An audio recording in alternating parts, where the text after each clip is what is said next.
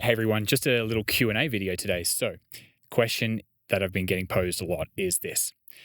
With all the red tape and complexities involved in operating a business, why not just continue to acquire partial ownership through stocks?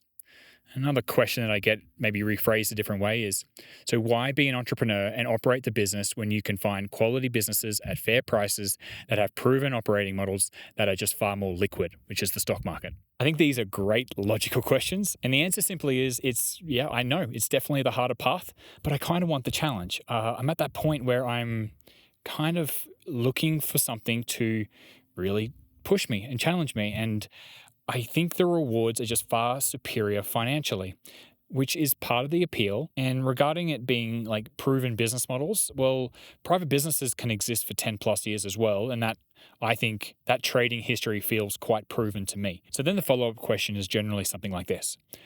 Why not apply your value investing education to the situation and stick within your circle of competence and buy or start a business in an industry that you already know or a related industry to which your current knowledge can translate? Now, the issue I'm facing is my lack of prior knowledge. I don't have that many things that I'm very knowledgeable about. So yeah, it's going to be really narrow of a field to go down, and maybe it doesn't even exist, the businesses that I would need to look at.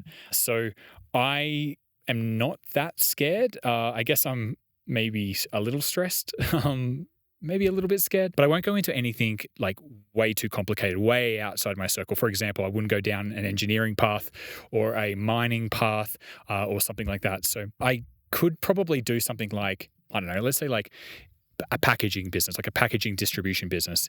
Even though I have no experience in the space, I don't think it's something that I'm not smart enough for example. So I also want to learn something new. You've got to go into something with your circle of competence, but how do you grow that circle of competence? How do you actually have a circle of competence? You've got to go get experience and you've got to go into something. So I might as well go into something that I find interesting and not too crazy complicated, something that I think I can get my head around. And yeah, there's a bit more risk with that, but it's the first acquisition that I'm making. And I think if you're making a first acquisition, I think don't be too put off by the fact that it's not quite in your circle of competence. And that's part of the journey a little bit. I guess you always have the option to go get a job in that space first, spend 6 months learning as much as you can, and then potentially looking for an acquisition in that space. Yeah, that's not the worst idea, I guess. Now, I think the point I want to get at is, well, I'm going to quote Winston Churchill here, and he said, "I have nothing to offer but blood, toil, tears, and sweat."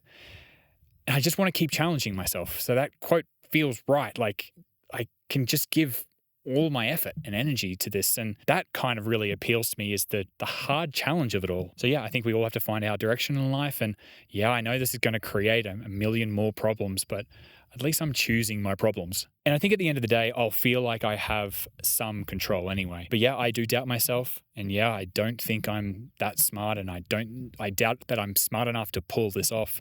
I'm scared that something will go wrong when I do buy a business and I don't know enough about it and it's too overwhelming for me. I do have those feelings and those thoughts. And I guess buying a private business just really appeals to me. The journey sounds fun. It sounds super challenging. And I guess I got a safety net to fall back on, and which is my stock market investing. And that's all in Interactive Brokers now. Interactive Brokers is by far the safest brokerage account out there. There's a link in the description for that. All right. I hope I answered those questions. I hope you enjoyed this video. I hope you enjoyed the view. I'll see you in the next one.